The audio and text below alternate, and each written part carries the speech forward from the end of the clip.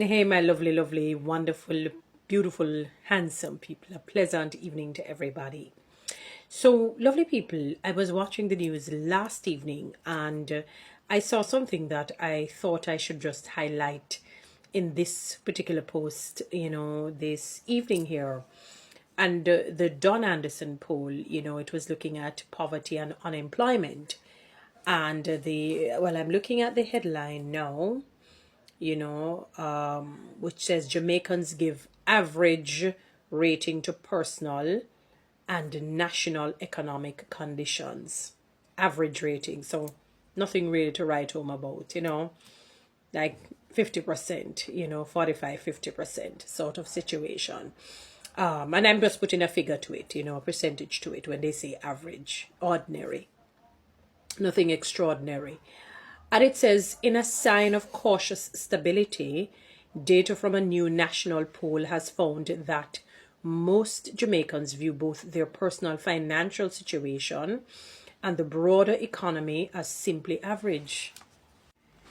Yeah, they view it as simply average.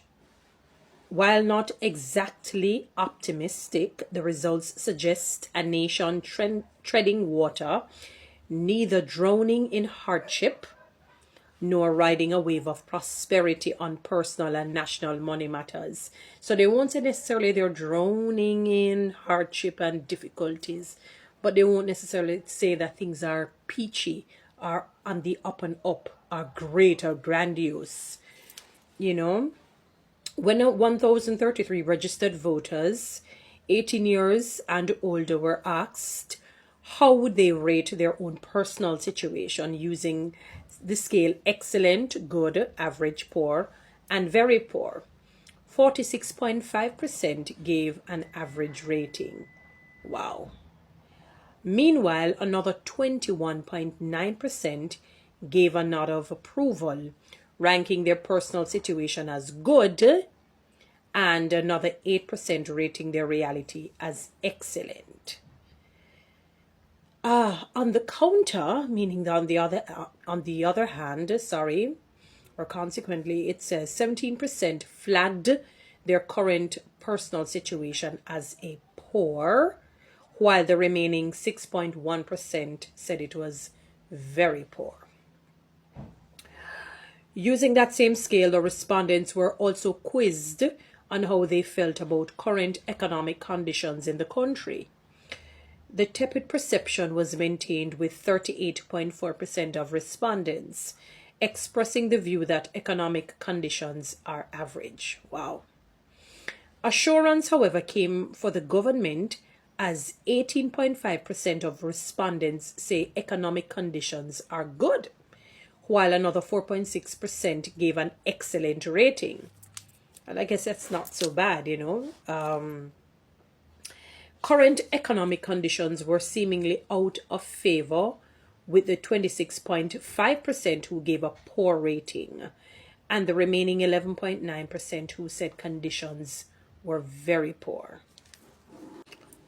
Don Anderson pollster, let's look at this now. So it says Don Anderson pollster and head of market research services, who provided an analysis, said age and party alignment factored heavily in the responses.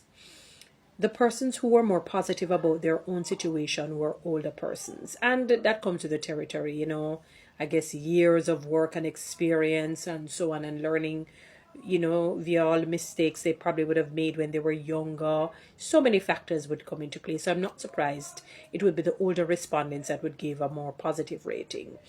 The younger persons, 18 to 24, were skeptical about their own personal situation, he noted.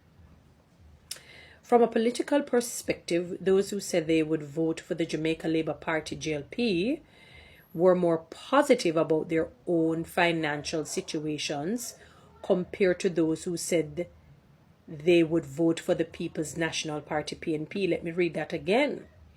From a political perspective, those who said they would vote for the Jamaica Labour Party JLP were more positive about their own financial situations compared to those who said they would vote for the People's National Party. So what they're saying is that things will look on the up and up and much better financially if we vote for the JLP versus voting for the PNP.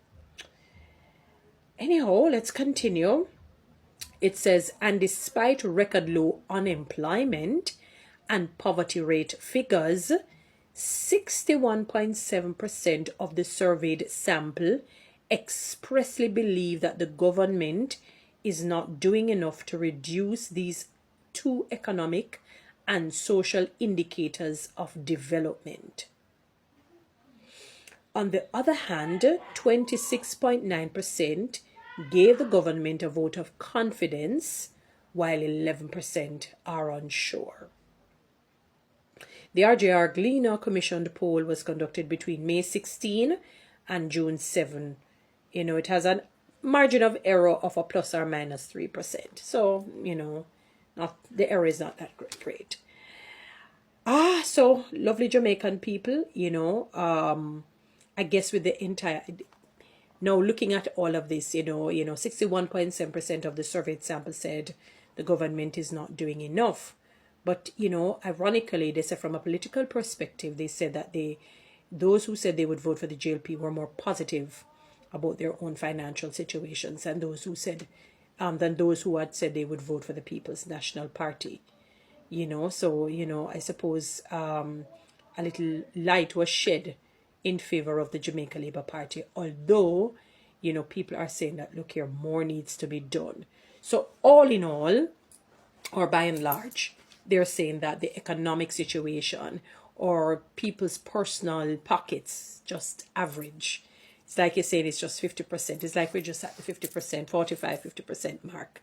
And I put in that figure to it because when you say average is not above 50%. Average is 50 and maybe not under 40%. And in some cases, some people consider 40% to be poor. So I guess there is a lot of work that needs to be done with our political leaders and incumbents. We are drawing an inching closer and closer to election. And we will see what we will see when that day comes in terms of who will cop the prize. And I put it that way. I'm not even joking because, managing and leading people is a serious situation, Ask Moses. He led like maybe about 80-something% of the Jamaican population that we have. 2 million or thereabout. We have just a little bit under 3 million. So you understand 70 to 80, about 80%, 70 to 80% thereabout. So he understands, and it was he alone. He never had like minister of this, minister of that.